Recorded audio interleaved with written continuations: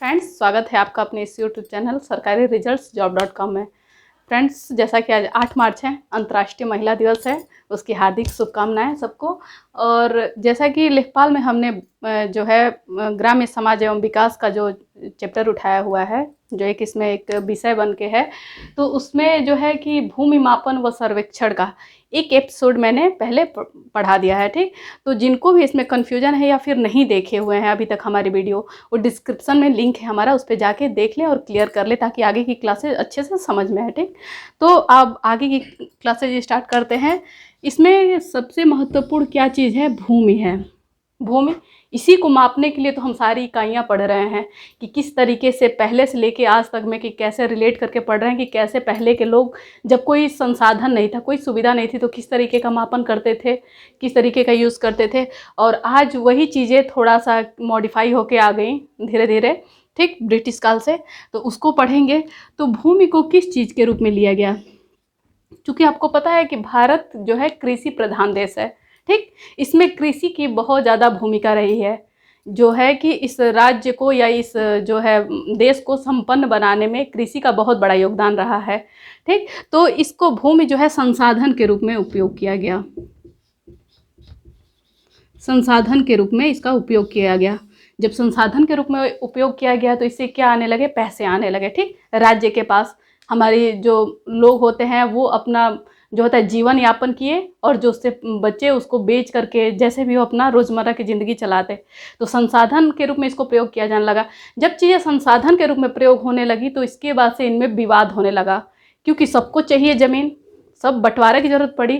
तो इस तरीके से धीरे धीरे कहा जाता है कि आवश्यकता ही आविष्कार की जननी होती है। हमें किस चीज़ की ज़रूरत पड़ी कि हम इस चीज़ को कैसे बंटवारा करें। बंटवारे में भी बराबर बराबर अगर हिस्से में लेना है तो उसके लिए कुछ मापन की इकाइयाँ होनी चाहिए।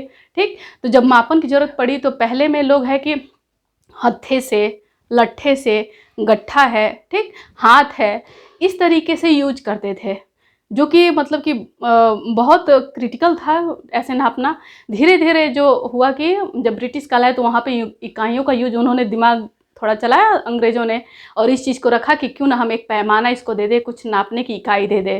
ठीक, क्योंकि अलग अलग राज्यों में भारत के अलग अलग इसको नामों से जाना जाता था, अपने अपने तरीके से लोग भूमि का मापन करते थे, तो उन्होंने दिया। ठीक, तो उसी चीज़ को हम आज पढ़ेंगे कि किस तरीके से, कैसे हाथ से, कितने हाथ में कितने इंच लिए गए, कैसे गट्ठा है, लट्ठा भी आता है, ऐसे से विश्वांशी है, उनवांशी है। तो किस तरीके से लेखपाल में, चूँकि भूमि मापन में इसका बहुत ज़्यादा यूज है, इसलिए इसको हमको पढ़ना। कल एक मैंने ट्रिक भी आपको बताया था, उसको आप एक बार और देखें जिससे आपको क्लियर हो। और आइए आगे देखते हैं। इसमें जो महत्वपूर्ण है वो लंबाई के जो है पैमाने कुछ लिए जाएंगे।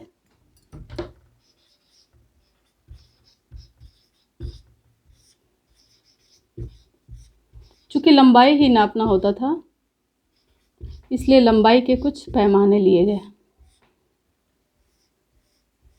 ठीक है, लंबाई के कुछ क्या लिए गए? पैमाने लिए गए। तो उसमें सबसे पहले नापा किससे गया? उसमें छोटी इकाई क्या ली गई? उंगलियों को लिया गया। ठीक है, तो उंगलियों को जब लिया गया, इसमें 4 उंगलियां, ये जो 4 उंगलियां हमारी होती हैं, जैसे कि पहले के लोग जब सिलाई भी करती थी औरतें, तो किसका यूज़ करती थी? बित्ते का या फिर उंगलियों का यूज़ करती थी, क्योंकि उस समय इंच टेप नहीं होता था। ठीक, ठीक उसी तरीके से इसमें जो 4 उंगलियां हैं,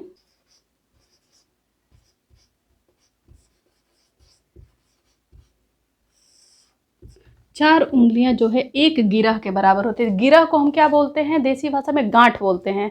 गिरह डाल देना यानी कि गांठ।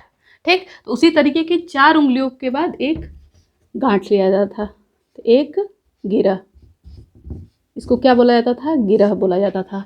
तो 4 उंगलियां बराबर एक गिरह। ठीक, इसी तरीके से अगर 16 गिरह बना दिए जाते थे तो 16 गिरह में क्या हो जाता था? एक गज हो जाता था। लंबाई के पैमाने में है ये, लंबाई के मापन या पैमाने में एक गज हो जाता था। ठीक है, 16 गिरह लिए जाते थे तो ये क्या हो जाता था? एक गज हो जाता था। ठीक, अगर बस गिरह में 3 ही गिरह लिए जाएं,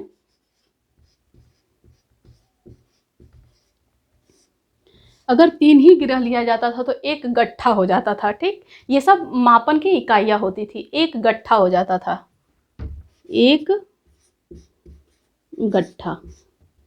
ठीक है, 3 गिरह बराबर 1 गट्ठा हो जाता था। उसके बाद से जब 20 गट्ठा लिया जाता था, एक दूसरे से रिलेट करके बताया जा रहा है ताकि आपको समझ में आए। 20 गट्ठा जब लिया जाता था तो 20 गट्ठा में क्या होता था, एक जरीब होता था। ठीक है, जो कि हमने बताया था आपको 22 गज। एक जरीब कितने गज के बराबर होता है, जो है 22। अच्छा, एक चीज़ याद रखिए इसमें कि कहीं कहीं 55 दिया होता है, 55 गज, कहीं कहीं जो होता है 22 गज दिया होता है। तो उसमें क्या है, दोनों सही हैं, लेकिन एक शाहजहानी जरीब होता है। जब जरीब के मैं प्रकारों को आपको बताऊंगी तो वहाँ पे क्लियर करूंगी। एक गंटरी जरीब होता है, एक शाहजहानी जरीब होता है। तो जहाँ पे भी 55 लिया गया है वहाँ पे शाहजहानी जरीब के माध्यम से लिया गया। मापन के अलग अलग वो जरीब के प्रकार हैं। ठीक, और जो गंटरी है वो हमारा ज़्यादातर यूज में लिया जाता है, जो कि 22 गज उसका लिया गया है। ठीक, तो उसमें 22 गज होता है, तो गंटरी जरीब को ही हम नॉर्मली सामान्यतः लेके चलते हैं मापन की इकाई में। शाहजहानी जो है एक बड़े पैमाने पे होती है जरीब की इकाई, और जो है गंटरी जो है उसी की छोटी इकाई होती है। ठीक है, तो 22 अगर कहीं लिखा है, 55 लिखा है, तो ऐसा नहीं कि गलत है, वो जरीबों के प्रकार में है, अलग अलग प्रकार में है, जो पढ़ाएंगे तो आपको क्लियर हो जाएगा। ठीक, तो 20 गट्ठा में क्या होता था, एक जरीब होता था, एक जरीब होता था। ठीक, अब है कि 29 सही 1/8 जब है जरीब लिया जाता था, तो जरीब से बड़ा, कल फार्मूले में हमने आपको बताया था कि जरीब से बड़ा क्या हो, उससे आगे क्या हो जाएगा, मिल। तो 1 मिल के बराबर हो जाता था। ठीक, यहाँ तक तो चीज़ें क्लियर हैं। उसके बाद से जब इतनी चीज़ें हो गई तो लोग हाथों का भी यूज़ करते थे, ऐसे इतने हाथों का यूज़ करते थे मापन में। ठीक है, भूमि मापन में तो 3 हाथ जब लिए जाते थे ये, तो यहाँ पे है 3 हाथ। 3 हाथ जब लिया जाता था तो 3 हाथ बराबर 1 करम, ये भी एक मापन की इकाई होती है। तो 3 हाथ बराबर 1 करम होता था, 1 करम। और 10 करम, जब यही करम 10 ले लिए जाते हैं तो 10 करम में हो जाता है, 10 करम में जो हो जाता है 1 जरीब हो जाता है। यानी कि कहने का मतलब है कि 10 करम बराबर 1 गट्ठा। यहाँ से रिलेट करके देख सकते हैं कि 1 जरीब बराबर है, यानी कि 20 गट्ठा 10 करम के बराबर है। 20 गट्ठा बराबर 10 करम। और करम क्या होता था, 3 हाथ जब नाप लेते थे तो 1 करम होता था। ठीक, तो ये इस तरीके से ये लंबाई के जो है पैमाने हैं, इस तरीके से हम उंगलियों से नापते थे। ठीक, अब इसके आगे चलिए हम कुछ महत्वपूर्ण उत्तर प्रदेश में जो लिए जाते हैं, ठीक है, जो लेखपाल में होता है, ये सब चीज़ें भी इम्पोर्टेंट थी। अब आगे देखते हैं कि उत्तर प्रदेश लेखपाल में जो कंपल्सरी है भूमि मापन के पैमाने में, उसको देखते हैं स्पेशली।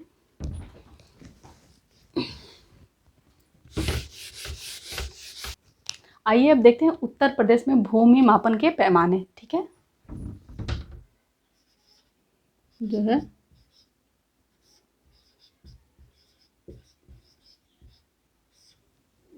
उत्तर प्रदेश में भूमि मापन के पैमाने।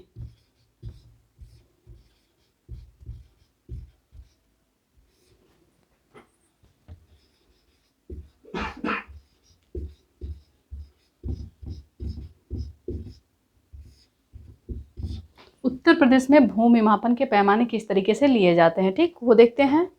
तो इसमें है, इसमें जो शुरुआत करते हैं लाठा से करते हैं। ठीक है, जैसे कि पहले लोग देखते थे कि लाठी का यूज़ करते थे। ठीक है, तो उसी तरीके से कि 1 लाठा बराबर, उसमें लाठा का यूज किया जाता है, अभी भी किया जाता है।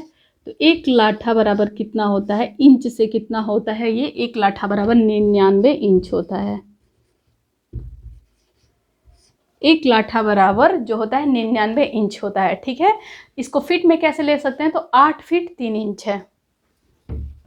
फिट में कैसे होगा, ये 8 फीट और ये 3 इंच के बराबर होता है। अच्छा, कैसे होता है, जैसा कि हम जान रहे थे कि 1 फुट में कितना होता है, 12 इंच होते हैं। ठीक है, तो उस तरीके से 12 से अगर आप डिवाइड करते हैं तो ये 8 फीट 3 इंच आपको मिल जाते हैं। ठीक है, 3 रिमाइंडर बच जाएगा, तो यानी कि इंच ही हो गया, और 8 टाइम्स में वो डिवाइड हो जाएगा 96। ठीक है, तो इस तरीके से होता है कि 99 इंच में, 99 इंच का मतलब हो गया कि 8 फीट 3 इंच। इस तरीके से हम देखते हैं 12 है और ये 99 है, क्योंकि ये हमको पता है कि एक जो है फुट में कितना होता है, 12 इंच होता है।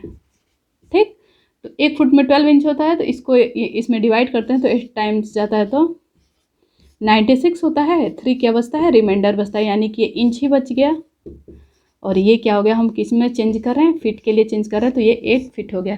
इस तरीके से एक लाठा में क्या होता था, 99 इंच, यानी कि 8 फीट 3 इंच। ठीक, अब इससे आगे बढ़ते हैं। जो महत्वपूर्ण जो होता है वो नापने की इकाइयों में वो 20-20 के अंक में लिया जाता है। ये आपको ज़रा ध्यान रखना है कि 20-20 में लिया गया। उनवांशी आएगा, ठीक, कंचवांशी आएगा, बिस्वांशी आएगा, बिस्वा आएगा, बीघा आएगा। तो ये सब 20-20 के पैमाने में लिए जाते हैं। ठीक, सब में ये कॉमन होता है। बस इसका क्रम याद रखना है कि कौन सा नाम कहाँ आ रहा है। तो 20 उनवांशी बराबर क्या होगा, 20 उनवांशी बराबर होता है 1 कच्चवांशी। 20 उनवांशी बराबर हो जाता है 1 कच्चवांशी। ये नाम थोड़ा कई बार पढ़ेंगे तो क्लियर होगा। थोड़ा जब ये हमारी यूज़ में नहीं आता इसलिए थोड़ा नाम अजीब लगेगा, लेकिन इसको कई बार यूज़ में लीजिए। 20 उनवांशी बराबर 1 कच्चवांशी। अब 10 20 ये जो है 20 फिक्स रहेगा हर जगह। 20 कच्चवांशी बराबर कितना होगा, 20 कच्चवांशी बराबर हो जाएगा 1 बिस्वांशी। क्या होगा, 1 बिस्वांशी। ठीक, अब ये लेंगे 20 बिस्वांशी बराबर कितना हो जाएगा, 20 बिस्वांशी बराबर क्या हो जाएगा, 20 बिस्वांशी बराबर हो जाता है 1 बिस्वा।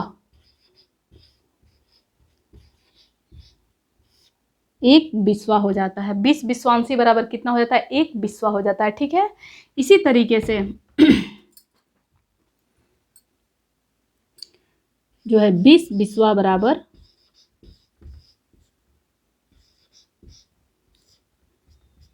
1 बीघा हो जाता था। जो हम जमीन पढ़ते हैं कि 1 बीघा होता है, तो इस तरीके से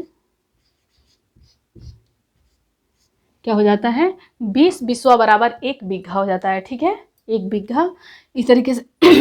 अब एक चीज़ इसमें हम थोड़ा ध्यान देते हैं कि आज भी लिया जाता है इंच के लिए एक छोटी इकाई गज इलाही, जो कि कल हमने बताया था गजे सिकंदरी और गजे इलाही। ठीक है, तो इसमें अच्छा, इसको अगर हम बीघा को जो है वर्ग फीट में भी लेते हैं, क्योंकि आजकल जो भूमि का क्रय विक्रय होता है वर्ग फीट में ही होता है। ठीक है, तो इसको अगर हम लेते हैं तो ये हो जाता है 3025 वर्ग फीट।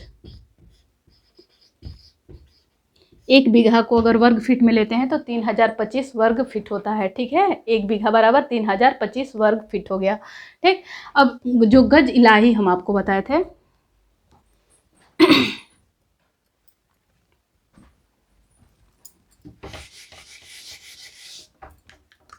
गज इलाही तो 1 गज इलाही बराबर हो जाता है, 1 गज इलाही बराबर हो जाता है 33 इंच। इसका आधा 33 इंच। ये सब चीज़ें इसलिए याद रखनी जरूरी है क्योंकि ये कभी कभी अनुपात में पूछ देता है कि 1 लाठा 1 बिस्वांशी से कितने के अनुपात में होगा। ठीक है, तो ये सब रेशियो जब हमको पता रहेगा तो एक दूसरे से कोरिलेट करके हम बता देंगे। ठीक है, अगर नहीं आता है तो कैसे बताएंगे, जैसे कि उनवांशी का कच्चवांशी से पूछता है तो 20 संबंधे 1 का हो जाएगा अनुपात। ठीक है, तो रेशियो अक्सर पूछता है हमारे लेखपाल वाले एग्जाम में, तो वो हो जाएगा। ठीक है, इसमें तो ये पैमाने याद रहने हैं। जो भी क्वेश्चन इसमें से क्वेश्चन फिक्स है, ठीक है, इसमें से 1-2 नंबर का क्वेश्चन फिक्स है और ये मापन पे जरूर पूछेगा ही पूछेगा। ठीक है, तो ये सब आपको याद होना जरूरी है। इसमें कैसे याद करेंगे, पहले तो है कि लाठी, गांव पे याद करिए कि शुरुआत किससे होती है, नापने की शुरुआत जो शुरू से हुई किससे हुई, लाठी से हुई। ठीक है, तो इसकी हाइट कितनी है, 8 फीट 3 इंच की है। ठीक है, 8 फीट 3 इंच की हो गई। उसके बाद से हम कैसे याद करेंगे कि उनवांशी है, तो हम जब हिंदी में गिनती पढ़ते थे 19 20 ऐसे पढ़ते थे गिनतियाँ, उसी से ले लेते हैं कि होता है उनवांशी। समझ ले कि 19 से याद करें कि उनवांशी। ठीक है, उनवांशी, उनवांशी के बाद जो आता है कच्चवांशी आता है।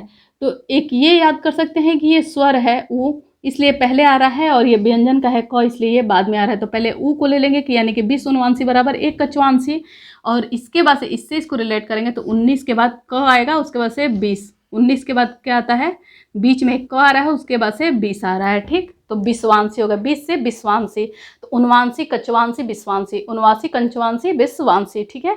और बिस्वांसी का बी के बाद याद रखना है कि फिर बी आएगा, यानी कि बिस्वा आएगा, जो कि उससे बड़ा है, ठीक है। बिस्वा से भी बड़ा क्या है, बीघा है, ठीक। इस तरीके से जो है हम आगे इसमें बढ़ते जाएंगे, ठीक। जरीब तो भूमि मापन के एक अलग पैमाना थे, इसमें जरीब वरीब से नहीं, इसमें ये चीज़ें देखनी है कि उनवांसी कचवांसी बिस्वांसी बिस्वा, ये बहुत ही ज़्यादा इंपॉर्टेंट है उत्तर प्रदेश में खास तौर से, ठीक है। जैसे कि आप जानते हैं कि हर जगह के मापन की इकाइयाँ अलग अलग हैं, तो स्पेशली उत्तर प्रदेश के लिए है, इसलिए इसको तो जानना आपको बेहद ही ज़रूरी है। तो इस तरीके से याद करिए कि 1 लाठा में 99 इंच, 20 उनवांसी में 1 कचवांसी, और ये 20-20 के रेशियो में ही लिए जाते हैं, ठीक है। तो छोटे से बड़े में पूछता है या फिर बड़े से छोटे में, तो इसका क्रम एक याद रखिए, जैसा भी उसमें संबंध पूछेगा आप निकल के बता सकते हैं, ठीक। तो और एक ये याद रखिए कि गज इलाही का भी पूछता है तो 33 इंच। अगर गजे सिकंदरी पूछ दे, गज सिकंदरी अगर पूछ देता है, अगर गज सिकंदरी पूछ देता है तो इसका जस्ट एक कम होता है, यानी कि 32 इंच पूछ हो जाता है, ठीक है। अगर उंगलियां इसमें पूछ देती हैं कि कितनी उंगलियों के बराबर होती थी, ठीक है, तो ये हो जाता था 39 और ये हो जाता है 41। इनका भी आपस में रेशियो पूछता है, जैसा कि कल बताई थी मैं। इनका अगर गज सिकंदरी और गज इलाही में पूछता है तो ये बताएंगे आप, ठीक है। 39 रेशियो में है 41, ठीक। इस तरीके से आज का हमारा इतना पैटर्न, इतना आप पढ़िए, अच्छे से इसको तैयार कीजिए। फिर कल मिलते हैं जरीब के जो प्रकार हैं महत्वपूर्ण, उसके साथ मिलते हैं आपसे कल की क्लास में। Thank you for watching this video.